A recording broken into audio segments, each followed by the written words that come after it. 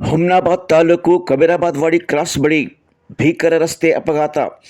KKRTC bus ಡಿಕ್ಕಿ, bike ಸವಾರರಿಬ್ಬರು ಸ್ಥಳದಲ್ಲೇ ಸಾವು.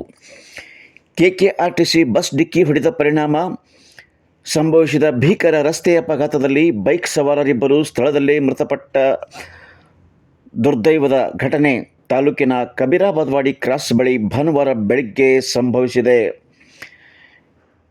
ಅಪಘಾತದಲ್ಲಿ ಮೃತಪಟ್ಟವರನ್ನು ತಾಲೂಕಿನ ದುಬುಲ್ಗುಂಡಿ ಗ್ರಾಮದ ನಿವಾಸಿಗಳಾದ ಪವನ್ ಮಾಣಿಕ್ ಬೆಂಚುಂಚುಳಿ 22 ಮತ್ತು ಅವರ ಚಿಕ್ಕಮ್ಮ ನರಸಮ್ಮ ಸಾಯ್ಬಣ್ಣ ಬೆಂಚುಂಚುಳಿ 24 ಎಂದು ತಿಳಿದುಬಂದಿದೆ.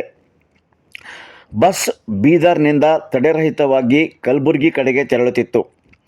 ಬೈಕ್ ಸವಾರರಿಬ್ಬರು ಮನ್ಯಾಕೇಳಿ ಗ್ರಾಮಕ್ಕೆ ತೆರಳಿ ಕಾಮಾಲೆ ಔಷಧವನ್ನು ಪಡೆದು ಸ್ವಗ್ರಾಮ ದುಬುಲ್ಗುಂಡಿಗೆ ಮರಳುವಾಗ ಈ ಅವಘಡ ಸಂಭವಿಸಿದ್ದಾಗಿ ತಿಳಿದುಬಂದಿದೆ.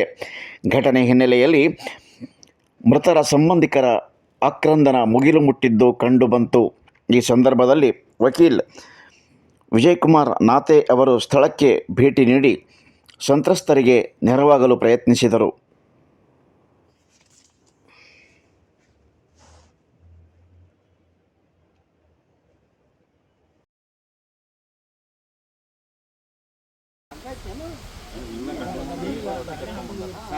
ಇಲ್ಲ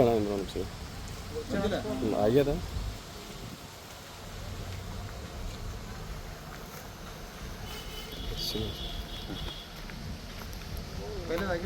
ಆಗ್ಯದ ಈ ಕಡೆ ಬಾಣ ಸರ್.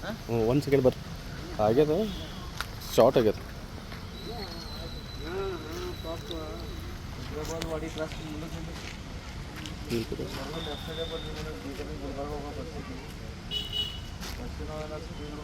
ಟೂ ವೀಲರ್ ಇಬ್ಬರು ಡೆತ್ ಆಗ್ಯಾರ.